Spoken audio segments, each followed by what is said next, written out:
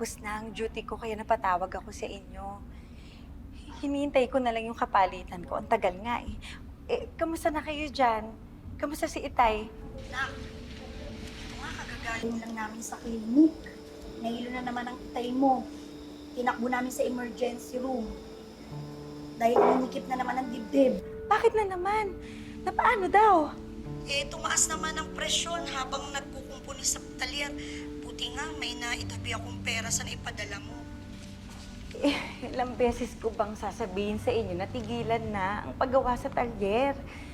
Bukod sa mahina ang kikitain, napiperwisyo pa siya. Naku, kilala mo naman ang tatay mo.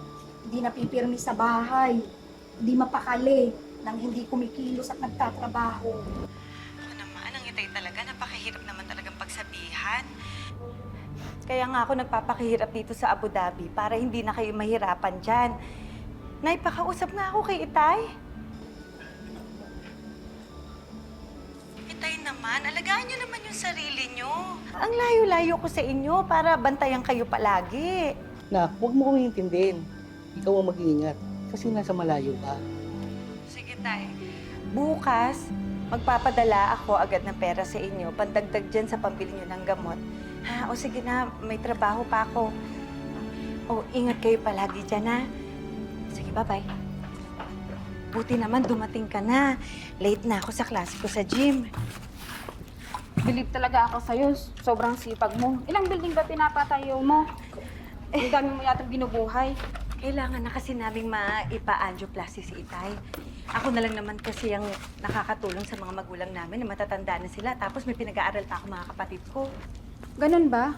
Ako din naman may pamilyang binubuhay sa Cotabato pero hindi ganyan. Ibang klase talaga ang kasipagan mo. Dapat patayan ka ng monumento. Ikaw na talaga. Nako, mais ka ha. O, sige na, mauna na ako. Iniwan ko na dyan yung note na mga bilin ko. Ha? Sige na, late na ako. Okay. Bye-bye.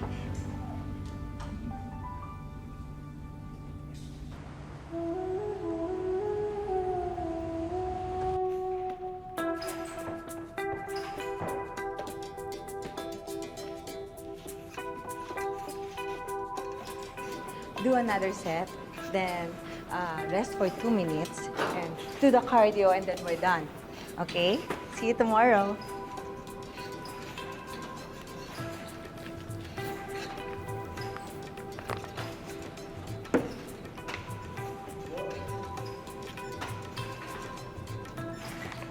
Ellie.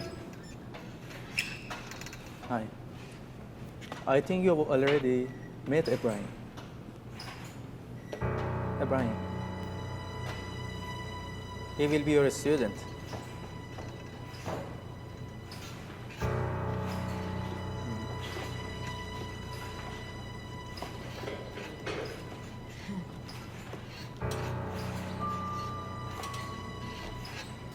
Straight up, please.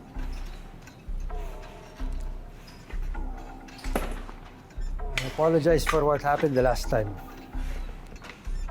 I'm sorry, Eileen. Just don't do it again, sir.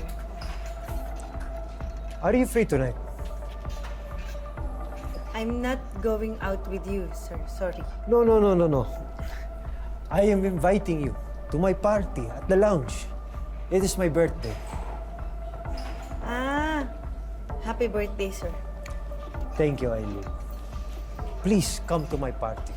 Let me make it up to you. I promise you will have a good time. I also invited your manager, and I'm sure he'll be disappointed if you do not go.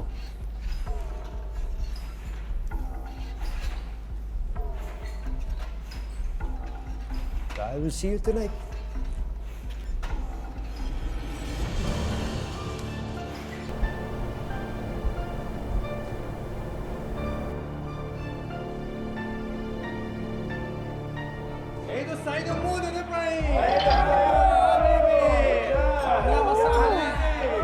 Kanina pa ako nandito, wala naman akong ginagawa. Binubutas ko lang yung upuan.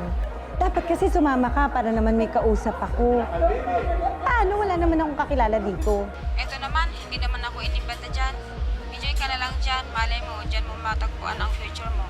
Sige na, duty na ako.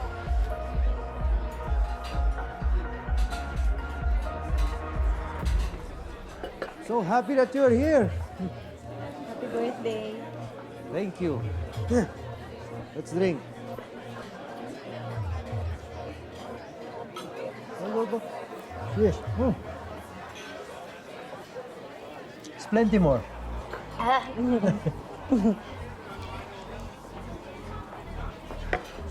You made it. Happy birthday because of you. That's why I'm here. Thank you for that. Thank you. Come, let's drink more. Drink. How about Plenty you? more. Plenty more. How about you?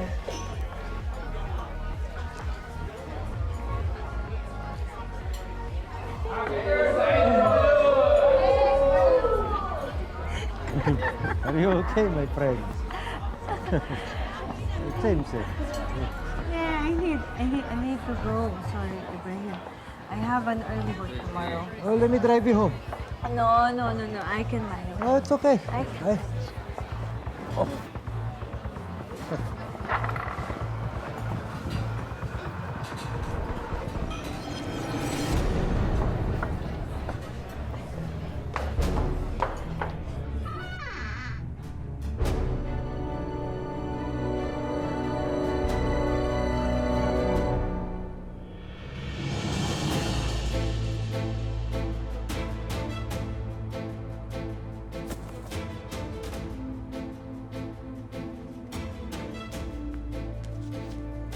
No! No! No! No! No! No!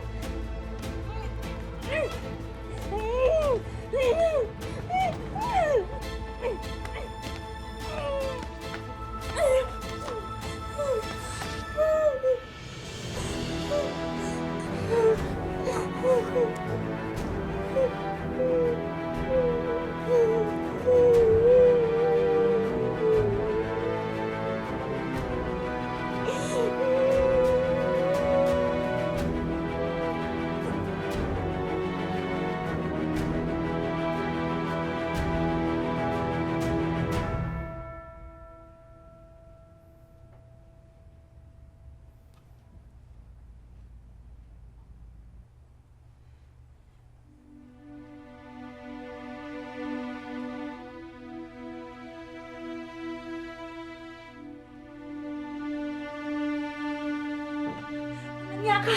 Anong ginawa mo sa akin? Walang ka, binabay mo ko! Stop. Eileen, I like you. I'm in love with you. You raped me! You raped me! We can make this right. I'm sorry for what I've done. We can make it right. How? Marry me. Be my wife. You want me to marry you? Who raped me?